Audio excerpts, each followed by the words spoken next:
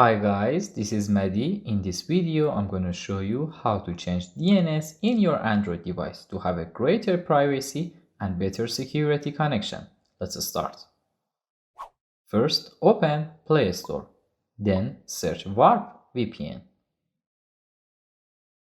Download and install this application. After that, open the app. Tap on Next. Select Accept.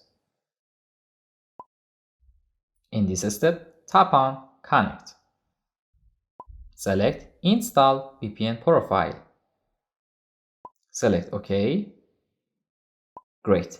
As you can see, our DNS changed to 1.1.1.1, so that means we connect to internet securely. If you want to disable it, tap on Disconnect.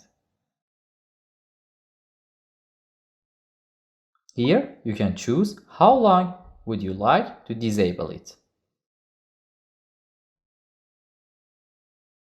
With this application, no one should be able to snoop on what you do on the internet. I hope this video was helpful for you. Please feel free to let me know if you require any further information.